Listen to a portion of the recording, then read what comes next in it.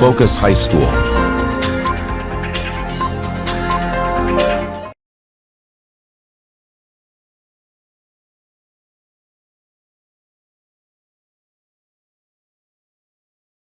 Thank you, Ms. Sabika. We've had a lot of very interesting speeches and conversations during the day, and I appreciate all of you coming together for this conference. There are a few points just for reflection. You've heard everything, but we thought that, if we can take some main points or some food for thought, especially because we are trying to get ideas together to solve a very practical problem, this issue of affordable private schools meeting these standards of teaching and student achievement. If we think back to the first session about teachers, there were very interesting ideas about the recruitment process. I think one of the things which we can come to a conclusion is that as affordable private schools, we have to work with the human resources where they are. We may not find the talent at the highest level. We have to build that talent. So that means that our schools have to be structured in a way that we're not only teaching children, but we're always teaching staff, or that we're always growing as a staff. So this is a very important, I think, takeaway, that this has to be the model of our kinds of schools. We've also found on the retention issue, so all of you, I think, all of the speakers and panelists and people involved in the conversation emphasized the importance of the school's culture and the importance of the ethos in the school. Things like engagement, which have been emphasized, the idea of purpose, autonomy, and mastery, which Mr. Adi mentioned. This kind of environment in the school is going to be crucial, and so how we create it, this is the challenge and this is the work. But there's a definite direction that we have to lead our organizations in, and creating the happiness in our staff. This means removing things that cause stress, giving some space for calm thought, reflection, all of these things to make not only Aditya was speaking about children's happiness, but teachers' happiness is also as important, and so this is something that we have to strive for as schools. In the second panel, or the second session about individual needs, we found so many inspiring and interesting ideas. Ms. Mona's ideas about the challenge being quite high, but the crucial element being the teacher and student relationship. Though this also gives us a very clear direction of how we have to work with our staff, and what kind of environment and what kind of practices we have to have in the classroom to engender some kind of a bond of love and a bond of shared work together in the classroom. We have, as Ms. Asma Zaidi explained, our school does have a bridge program, and so meeting individual needs, some of the challenges that Mr. Pramod also mentioned, meeting individual needs, we may want to diversify the kinds of schools that we set up. Every school doesn't have to fit into one certain pattern. In our bridge school, for example, the children are in mixed age groups. The approach with the teachers is very different. So we might experiment not only with different schools, but even within the school with different sections and different segments, so that we have the right flexibility to deal with children and the needs that they face. And I think it's very empowering to hear the panelists and the others speaking about how the syllabus shouldn't be seen as so deterministic. Yes, it's given by the government. Yes, there's a board exam, but it's not. It doesn't determine everything for us. We should work with it and empower ourselves as teachers and school leaders.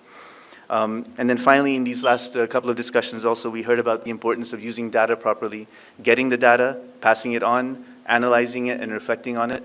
And the data is there. As school leaders and educators, we have to use it properly and get the most out of it.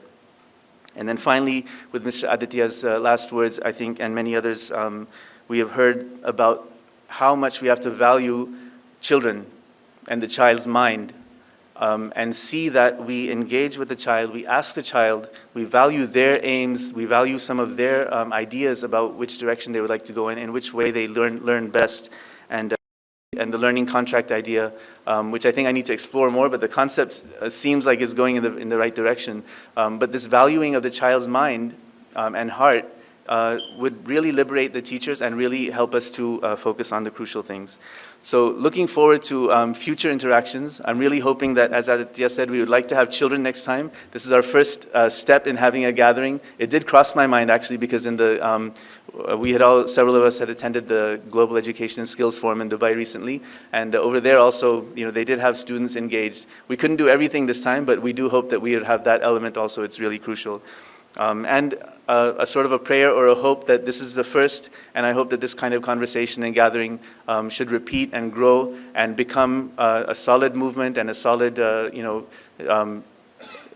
shift in what's being done in education in the Old City and hopefully beyond. So thank you all again for coming and sharing your thoughts, and I hope that lasting bonds and lasting conversations will take off from here. Thank you so much.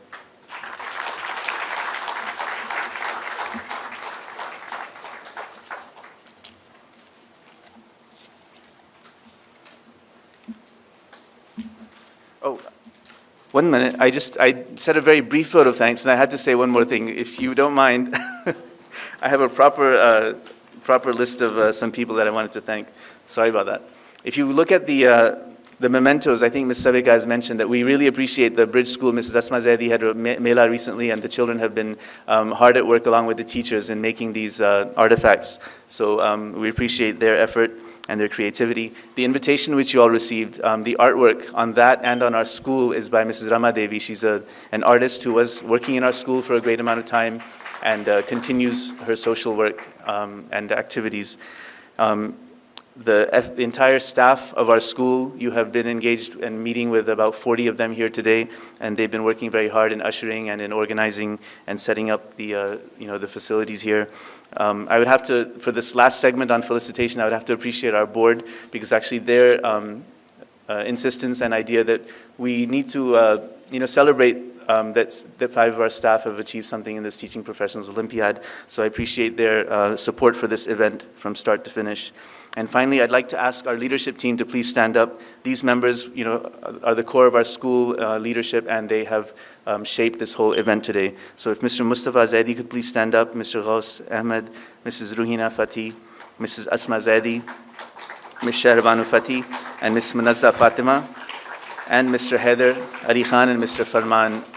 These members are in charge of our academics and administration, and I appreciate all of their work. So thank you again, and we'll end with this. I just ask our FHS staff to come here for a final group photograph on the stage. All of the staff members from the Focus High School, please. Focus High School.